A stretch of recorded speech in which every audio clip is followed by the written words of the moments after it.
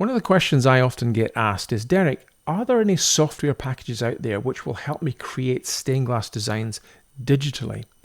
You may not be particularly confident using a pen and paper to draw out designs, and you may find using a digital solution much more convenient and easy. However, there aren't many packages available.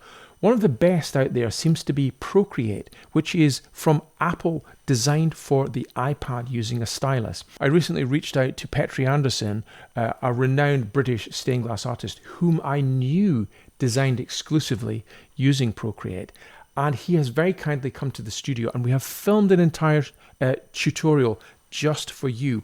Petri is going to take you through the whole step-by-step guide, if you're a complete beginner to Procreate, on how he uses it to create his designs.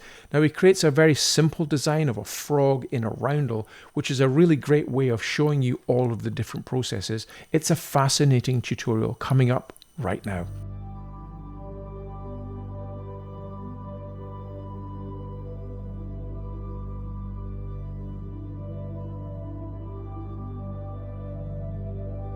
Well, this is my iPad Pro, which is the package, the iPad which I do all my design work on. And I use this app down here, which has got like a rainbow swish pattern as the icon, and that's Procreate. And it's a really versatile program. So first of all, I just want to show you how to set up a canvas to draw on. So you go to this little plus sign in the top right hand corner, and that'll give you the opportunity to either select something which you've already used size wise, or to set up a new one. So we'll set up a new one. So there's this little file icon with a plus. We'll click on there. We're going to look at doing a roundel, like a 6 centimeter roundel. So we'll set up the width here as go to centimeters, set up as 6, and here we'll do 6 as the height. Actually, we'll change the width. We'll double the width, because what we want to do, we want to have what we're drawing, and then we want to have the opportunity to have our reference images that we're copying to the side. So we'll double that, double the width to 12. And the DPI, it's set at 150, which I find is adequate. We're not looking to produce like an art print, so 150 DPI is great for any printouts we're looking to do as regards a cartoon at the end of the process. Click on tick, and there it is, set up our canvas. I'll just run you through the architecture of the program, so you get a feel for what is where, how to find things. So in the top right hand corner here, you've got a brush icon, a finger which is like a smudge icon, and that's supposed to be an eraser. So that's for adding paint, that's for moving paint, and that's for removing paint. And each of these 3 icons has exactly the same options. So you can paint with a sketching, or an inking, or a drawing, or calligraphy. Any of these options you can paint with, but you can also remove and smudge with the same shape brush. If we go to inking, I tend to use technical pen for most things. When I'm designing, I actually only ever use 3 of the brushes. There are so many brush options here, but I only ever use 3. I use the technical pen from inking, I use the soft brush from airbrushing, and I use the monoline from calligraphy. So if we go to inking, and I'll show you how it works. On the left here, you've got this slider, which is the size of your brush, and the lower slider is the opacity of your brush. So you can see how that varies in intensity as I move it up and down, and the size varies as I move it up and down. So if I just do a little bit of colouring in, there we go, there's a big blob of black ink. We can also change the opacity, so you can get a much lighter blob. And if I were to change the brush to an airbrush, then you can get a much softer edge to what you're doing, and you can whack up the opacity and you get it much denser in the middle but softer towards the edge. And so those are sort of the options with the airbrush and the inking. If then we go to the eraser, if you erase with an ink, you get a hard edge to what you're rubbing away,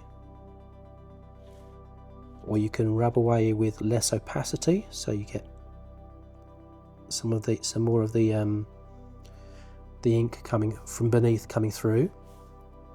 But then you can also erase with any other brush, so we'll use the airbrush, and this is really handy if you want to get gradations, so gradations in your paint.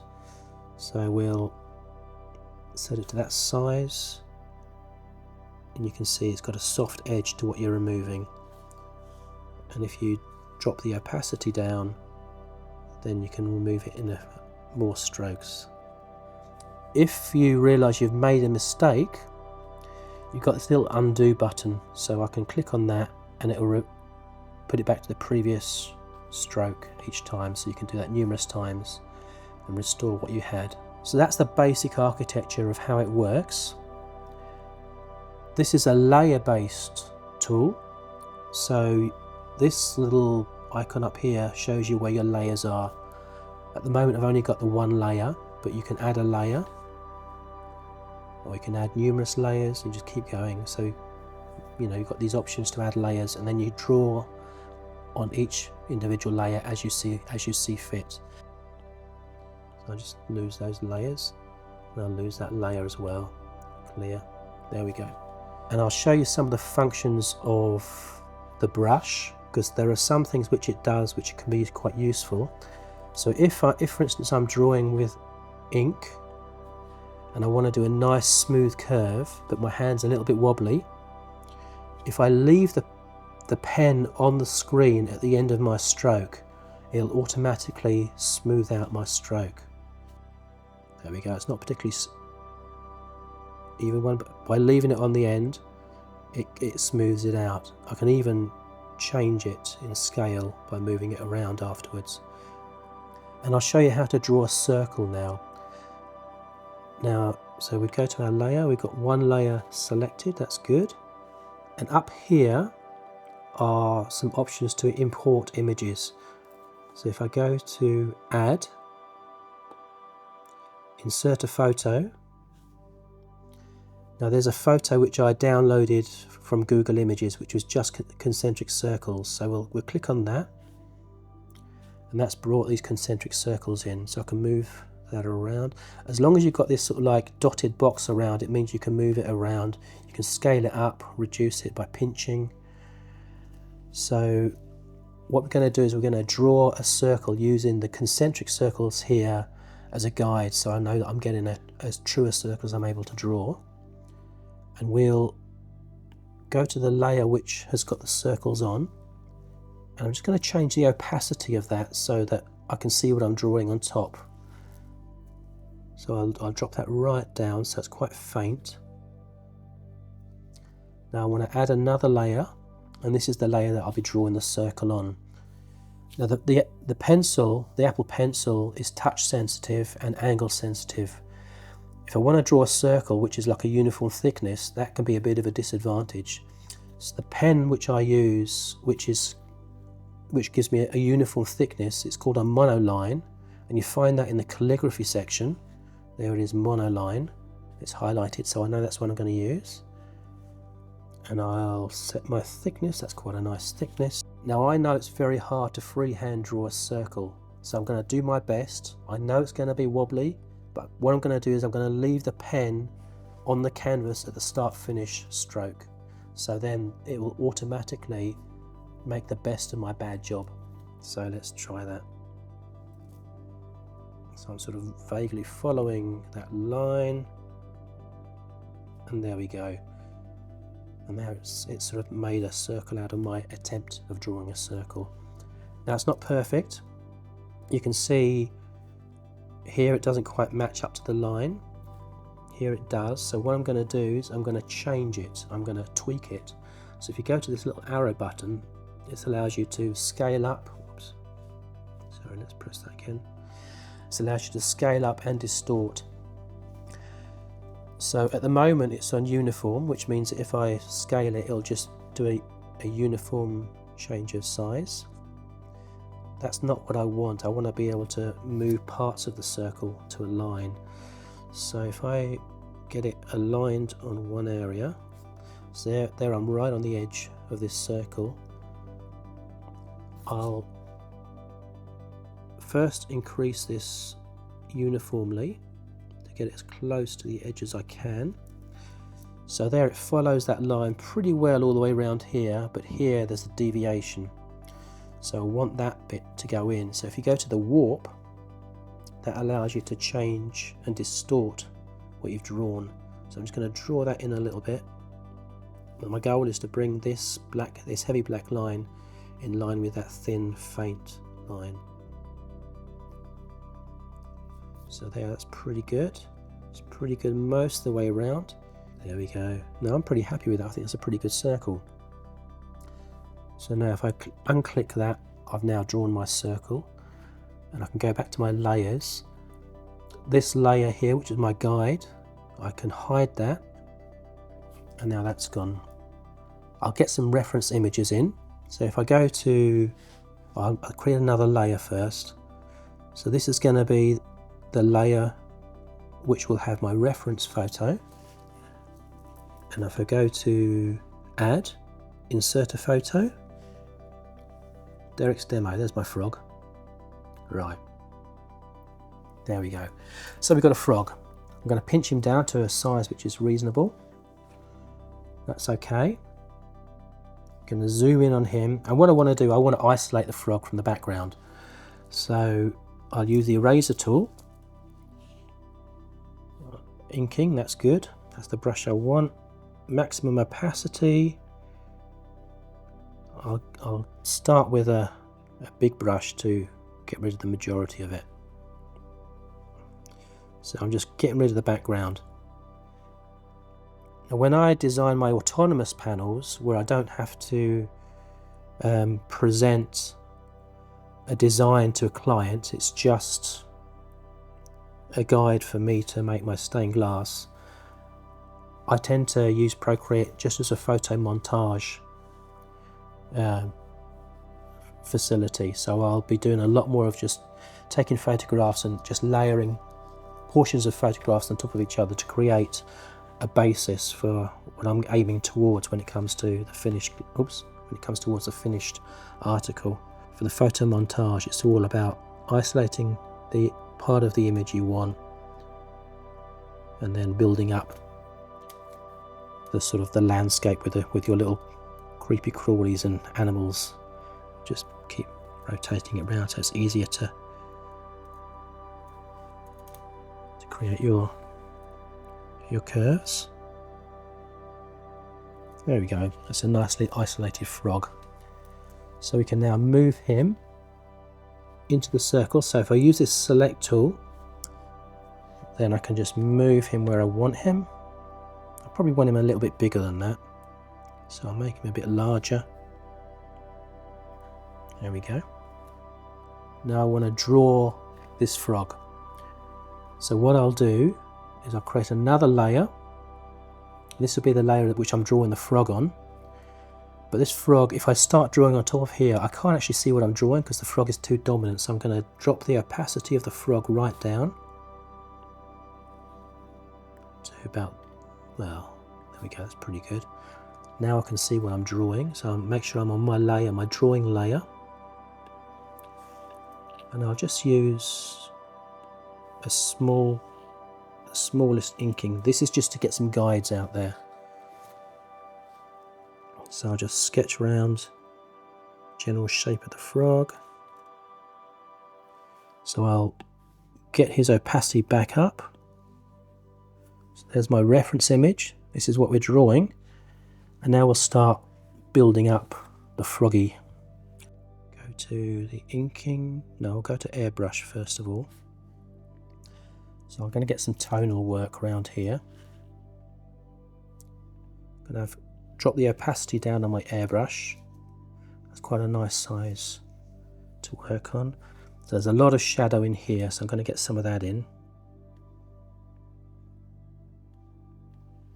you're not going to get everything in one hit. So that's a good start. Then I go to the eraser, rub out what I don't want. So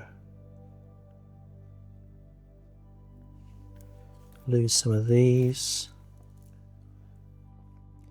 Now here I sort of did a stroke on top of a stroke, and I've got this bit of an ugly mark here which doesn't really relate to anything on the frog. So I'm going to use the smudge button there, and I'll use an airbrush to smudge it and just even out some of that. There we go, you've got a much more uniform sort of tonal bit there.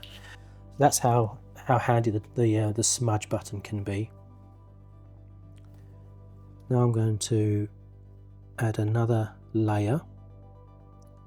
I'm quite happy with where my tonal paint is on the first layer, so I'm just going to add some more now. I'm going to put some of the real dark highlights in, so I'm going to use airbrush again, but much smaller.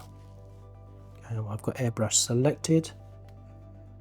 I want it quite dense, so I'm going to whack up the opacity. Get a nice small bit. So I'm going to look at some of these pattern areas around here. So, right, so we've done the first layer of shading here. What I'm going to show you now is just a little trick to show you how to boost the contrast. So if we go to our layer, this is the layer where we have all of our shading. Now if we duplicate that layer, we now have one layer on top. So we've doubled the intensity of the paint, so the contrast is a lot higher there. Actually, let's move it to one side so you can see it.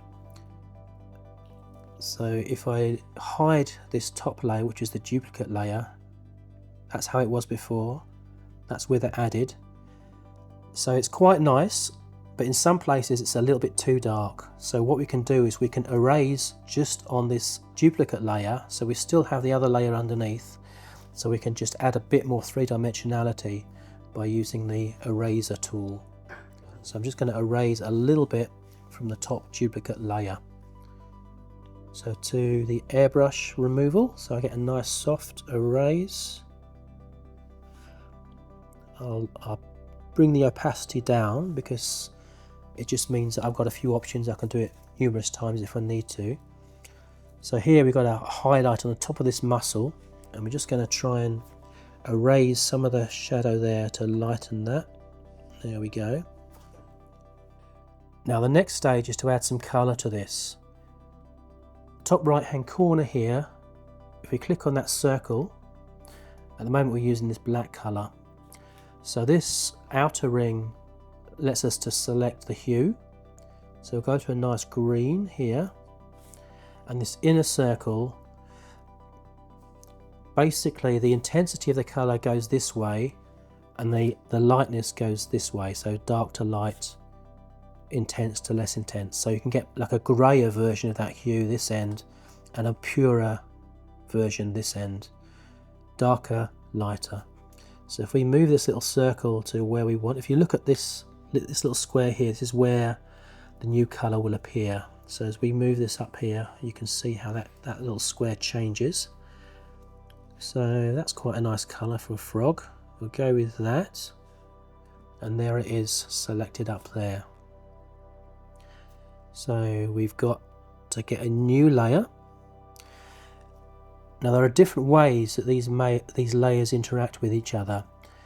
This N means normal. That's just like adding a new piece of paper on top and then colouring in there. So if we were to paint with this, I'll show you what happens. Can you see that we're actually losing the frog? So let's undo that. Go back down. So what we need to do is we need to change the way that these layers interact. So to get transparency, so here we're working with the colour of the glass, or with stain where you work with transparent colour, you want to select multiply. You see multiply there? So now it's got an M. It's going to merge these in a multiplying way, which gives us transparency rather than opacity of colour. So now when I go over Froggy with my green, I don't lose what's beneath. See that? And then we can just go to eraser tool, and then we can just erase the green where we don't want it. It's quite close to what we're actually doing on the glass, where you lay your enamel down and then you rub away once it's dry where you don't want the enamel. So in that regard, I find Procreate really user friendly for a stained glass artist, because it's using the similar sorts of adding and removing processes which we use in glass. So now that's almost a fairly flat green all over, which isn't brilliant. It's a bit too dense, so we can use the airbrushing tool to remove it places, and I'll keep the opacity fairly low so I've got a lot more control on what I'm removing. So we can work on some of the highlights here, maybe a little bit on the leg, a little bit on the top of the eye here. There we go, that's not a bad rendition of a frog. So what we're going to do now is we're going to add a band of silver stain around the edge. If you imagine those sort of front door panels, the old Victorian bird roundels, often they'll have a ring of stain. So we're gonna do that. So first we want to get a circle of trace to hold the stain in place. So what I'm going to do, I'm going to go back to the circle which we did right at the beginning. I'm going to duplicate that. There we go. I'm going to reduce that in size. So there we go, reducing that in size. I like to keep all my colours, my coloured layers close together. So I'll highlight the frog colour, add a new layer above that, and this is the layer I'm going to do my stain on. So we go back to our colour wheel, pick a nice sort of ambery colour which looks like stain, that's not too bad. And for this one I'm going, we also need to make that onto a multiplier so that it's transparent, so it doesn't obscure the circle line which we've just drawn. Select, I'm going to use a paint, I'm going to use inking for this, because we can do with quite a nice hard edge. Get a nice brush size and we'll just ink that in. Slightly into the black line, doesn't matter, you won't see it. So now we've got a nice layer of stain. Often when you apply stain, it's not a uniform yellow, sometimes you get a bit of variation. So I'm going to just hint towards that as well. So we're going to go back to airbrush removal and get the opacity down so it's not removing too much, and just highlighting it in places around here, and maybe a little bit more opacity. There we go, we've got a bit of variation in our stain there, which is quite a nice little touch. And our froggy looks a little bit vacant in the whole circle, so what we're going to do is we're going to add a bit of shadow around as well. So I'm just going to merge all my colours down to one layer, it's just easier to find, and I'm going to add another layer above my frog, go back to black, and I'm going to just put a gradated shading all the way around. This is something which you'd often see on a Victorian front door panel roundel. So let's have a look. That's quite a big brush.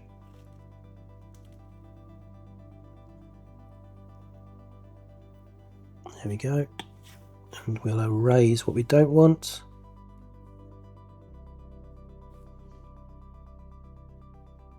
So I'm not removing anything that I painted actually on the frog, just that last bit of tonal thing which I put around. And I think it's a bit too dense going in. I like the depth of weight, the weight of paint here, but here, getting close to the frog, I could do with it a little bit less. So I'm just going to airbrush the duplicate layer now, airbrush remove, and I'm just lightening the edge of that with a soft edge with the airbrush removal. Yeah, that's quite a convincing little froggy roundel, I think. We want to save that We don't want to save our froggy reference, so we're going to lose him. He's hidden now. It's a much bigger canvas that we want, so I'm going to reduce the canvas size down to just the area we want. So you click on the tool icon and there's an option here, canvas. I'm going to crop and resize, and now I can change my canvas just down to what I want. There we go, that's okay. So there we have a decent size canvas with our frog. Now we want to save this, so if we go back up here to our tool option and go to share, and I'm going to save it as a JPEG. There we go, and it gives me these options. I can copy it, I can do all sorts of different things, send it to a printer, but I want to save it, so I'll go to save image and I go to my photos. It's now saved into my photos. There's my little froggy saved in photos. Because you can get so many layers, I mean, at this resolution we had 400 layers open to us, available to us. If I wanted to increase the DPI, then I'll get fewer layers, but you've still got an awful lot of layers you can build up the image with. So it's very versatile. It's quite a powerful package. This is a design I worked on quite recently, and this is the finished panel just in front of me. And I did all of this on Procreate. So there's actually very little drawing involved here. I've drawn on the lead lines and I've done a bit of extra shadows here and there, but the majority of it is photo montage. So I've been importing photographs, editing the various elements, just isolating them and then incorporating them into the landscape using Procreate. And one of the nice functions about Procreate is you get to have the option of a video replay of all of the work you've done in the design process. So if you go up here, there's a video option and a time-lapse replay. And there's also a time-lapse recording, so you can record and then you can export the video of the time-lapse. So I'll just run through the time-lapse replay for you. So here, this badger actually never made the final edit. He got deleted in the end. But you can see how you can play with options, and some work, some don't work, so you'll see the whole process here. So here I'm just editing various animals. There's the fox. I like to get the foliage coming in front of the animals as well, so they really feel embedded in the landscape. So that's why I've brought bits of moss coming, bits of branch going in front of some of the animals. There we go, and that's the final design. So once I export my design from Procreate, I export it onto my Mac and get a printout. And I've got a large format printer which prints out onto a roll of paper, so you can get quite large printouts. And I print it out in grayscale, and then this in effect is my cartoon, so I work from this. On top of this I will then create a cut line, so just lay another piece of tracing paper on top. So I can now cut my glass to the cut line, so you cut to the inside of the dark black line, and that black line leaves you enough of a gap for the heart of the lead. I've got some extra marks on here. These are guidelines for when I come to mask out and etch out the flash glass. So I tend to lay it out on here so I can see exactly where I need to do my etching and yeah, mask off accordingly. And the nice thing about having this printer of mine is I can print out on tracing paper, which is so useful for when I come to do my trace painting. So you can see through it a lot better than if it was just on a regular piece of paper. And it completely circumvents the need to draw a cartoon out with a pencil. That would be the traditional way to do it, wouldn't it? Absolutely, yeah. I mean, if you're doing a design and you're doing a lot of drawing, it can be quite time consuming on Procreate.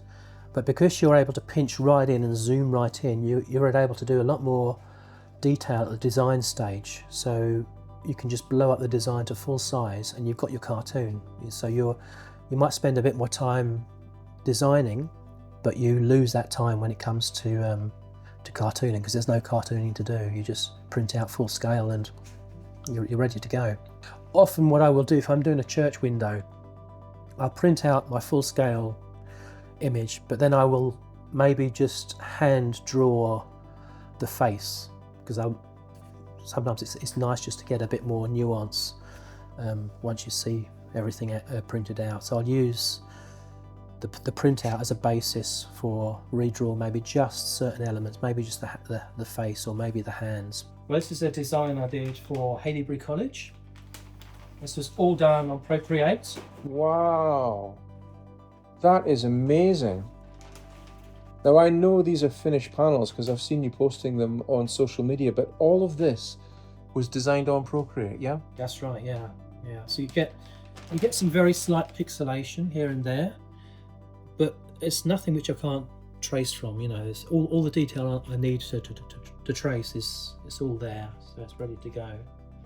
It's amazing to think that traditionally we would have had to draw this out with pencil, you know, laboriously creating these images full size, and you've been able to do all of that on your iPad. That's right. Well, one of the beauties is you can pinch in and zoom right in, so you can draw in details that you wouldn't be able to do on a piece of A4, you know, pen and ink drawing. Petri, thanks so much for coming to the studio today and doing this amazing demonstration. I'm sure people will find it really fascinating and valuable. Thanks again. Wonderful, thank you. Oh, and by the way, if you liked today's video, please leave a like and subscribe to the channel for lots more inspirational videos and tutorials just like this one. And check out this video next as you continue your stained glass journey. Thanks again for watching. Bye for now.